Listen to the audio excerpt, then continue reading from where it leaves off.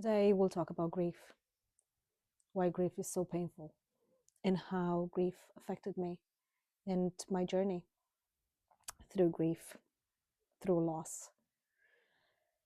I think I can finally talk about it. Maybe I won't be sharing as much. I don't know. I finally hit record. I think we are all going through, in a way or another, through loss and grief and heartbreak. It doesn't have to necessarily be the death of a loved one. However, in my case, it is. In 2024, I lost my dad to cancer, to pancreatic cancer, which is the worst cancers that ever existed because it's diagnosed in advanced stage and there's literally nothing you can do about it. So dad got diagnosed in 2024, in June of 2024, and he passed away in August of 2024. So literally 2 months. 2 months of despair, but also hope. He was such a fighter. This wasn't his first rodeo, to be honest, with cancer. And he was such a fighter. And we were so hopeful that we'll be this regardless. We knew that it's difficult, but we were very, very sure that we're gonna get to the end of it in a positive way. Life had other plans, God had other plans, and I think it's still very difficult to wrap my head around why he was taken so soon. My dad was full of life, an amazing parent, an amazing friend to everybody in the family. He was caring, and he was loved and appreciated by all. I look at his photographs, and he always had a smile on his face. He characterized that. It was characterized by that, by the smile. So it's difficult to not have his physical presence around, although he's all around me. I think about him every second of every day. It's interesting how the medical system has helped but also failed him.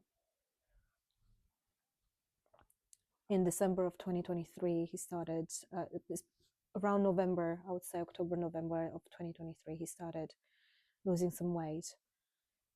And of course, we started some investigations to make sure that whatever impacted him and whatever affected that loss, that weight loss, it wasn't as serious.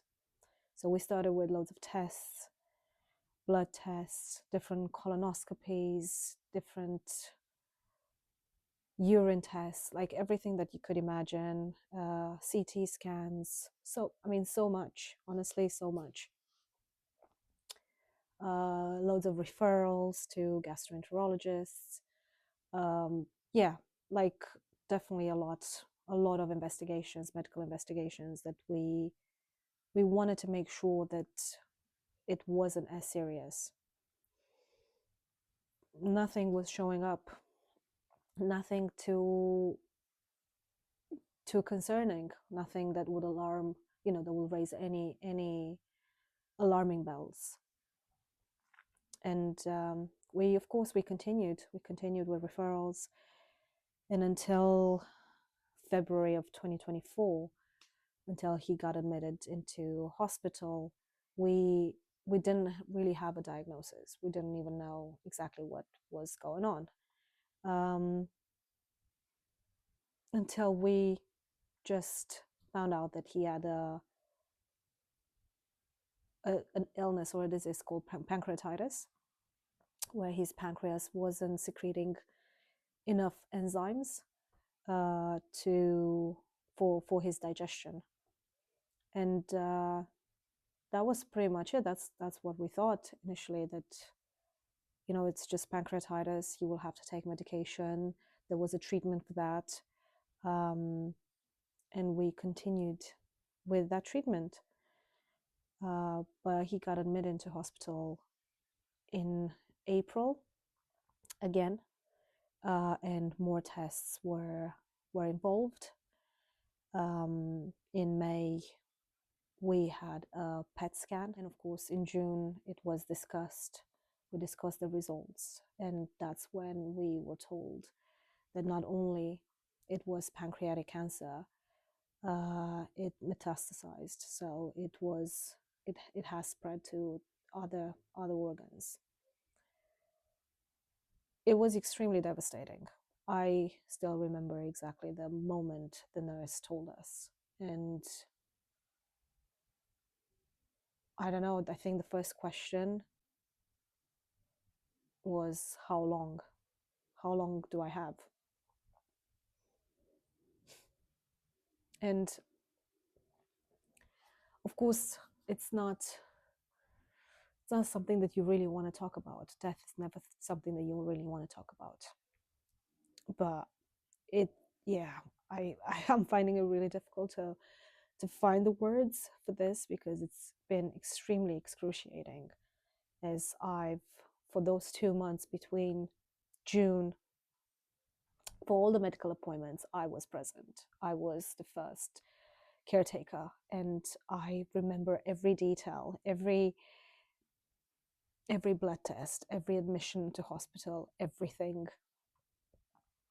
Just talking to the doctors, talking to the nurses,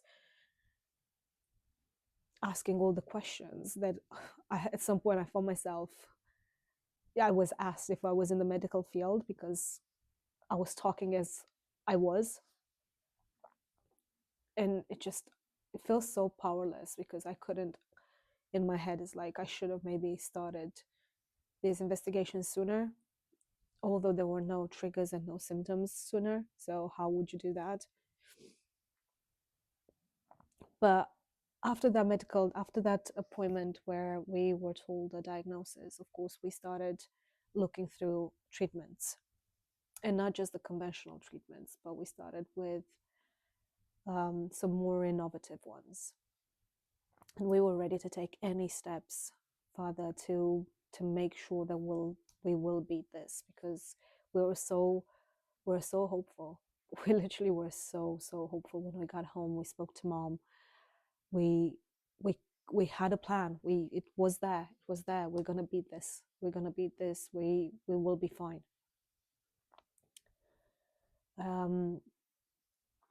We started with the conventional treatments, which was just chemotherapy at that time. Of course, dad was, as I said, he lost a lot of weight, and he was a little bit weak, of course, and he had just a first session of chemo, and then some of his test results, blood results, weren't good. His bilirubin results were very high, and that made it difficult to continue chemotherapy. He needed a bile stent, which he's had one, and we were very hopeful that we're gonna have the second session, which didn't happen, because again, his bloods weren't good. And although we started with looking, of course, I immediately contacted some of the health organizations, some people who are definitely in the innovation field, and we've heard of dendritic cells, and that was something that could probably be another treatment. There was a very innovative treatment, and of course it was a private treatment, but we were ready to do whatever we could to save his life. And it's so interesting how he deteriorated so quickly from a day to another. So after we started doing this process with the dendritic cells, and he needed to have some blood taken and then sent to a lab,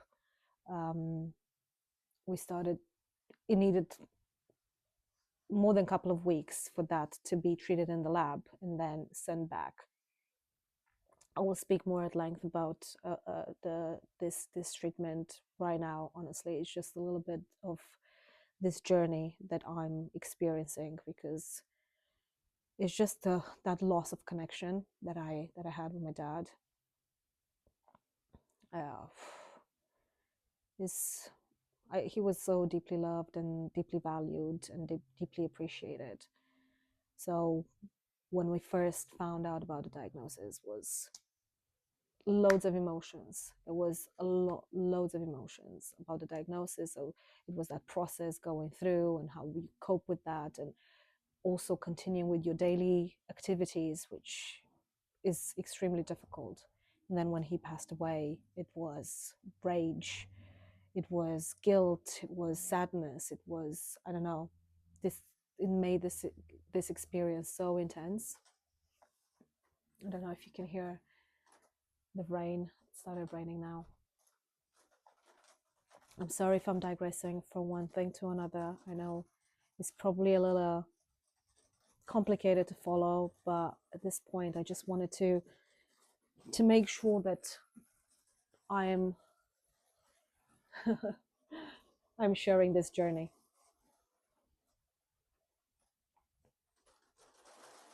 So yeah, from one day to another, I remember being a Thursday, and he was absolutely fine. He was still continuing eating, being active to the best of his abilities, but eating well, sleeping well. And then by Friday, he was a completely different person. A completely different person. He was lethargic, he couldn't wake up, he couldn't get out of bed. It was so interesting to see the deterioration. And every day was worse.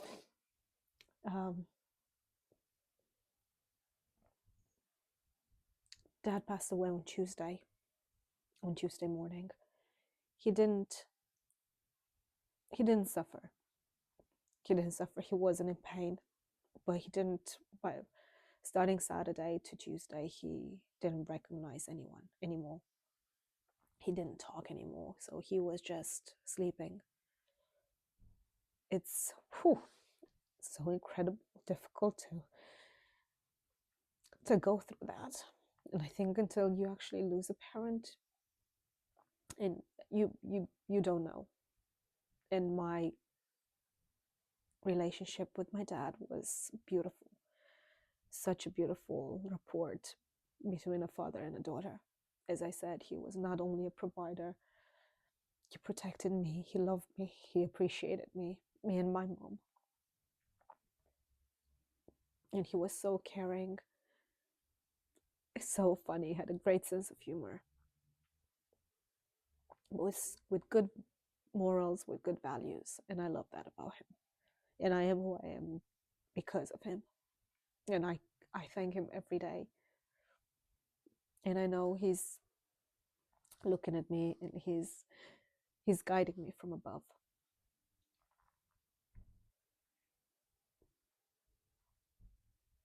That's why it felt so unfair when we lost him. We felt like, why him? Why so soon? So that led to a lot of anger towards ourselves. But I was angry at the world as well. I just felt like nothing was relevant anymore.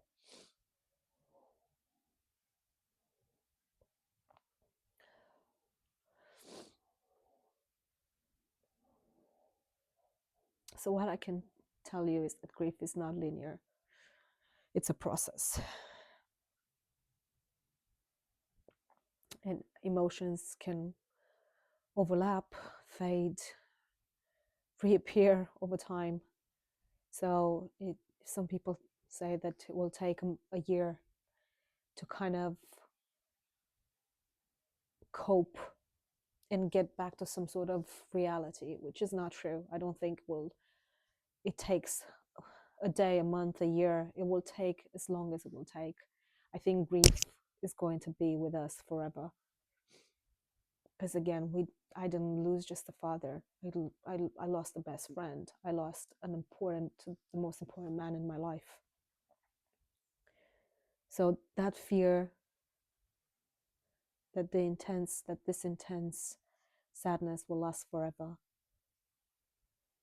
can contribute to the pain of grief, for sure. Surround yourselves with good people. Surround yourselves with good habits. For me, one of the things that I've started doing, and that didn't happen immediately. That happened after a couple of months. I think the first couple of months were extremely toxic in terms of like, I wasn't eating, I wasn't sleeping. But yeah, probably those two things. I wasn't eating and sleeping, which made me understand that that's not what Dad would want for me. He wouldn't want me to be unhealthy or miserable or sad for the rest of my life. He wouldn't want that. So that's why I cherish his memory and his legacy, and I try my hardest to make him proud. So I went, the first thing that I did, I went to the gym. I went back to my physical activity, and I was there every day. I got myself a PT just to make sure that I continue and I'm constant and I'm motivated. So what I was trying to say is that grief is deeply personal. It reflects the impact of loss on our physical, our emotional, and our psychological well-being. Don't be afraid to ask for help if you want help. Don't be afraid to grieve. Don't be afraid to cry whenever you want to cry. Don't be afraid to be judged, because people will judge you regardless. Some people have different ways of coping. Just remember, it's deeply personal, and we're not gonna move on from grief. We cannot. I cannot. I know that I will move forward with the grief. And it's all this unexpressed love that I have for my dad, and I speak to him every day. So if you're struggling with cancer, or if you know people going through that battle right now, I just want you to know that you're not alone. And I wish you from the bottom of my heart the best of luck. Keep strong, and let's fight cancer.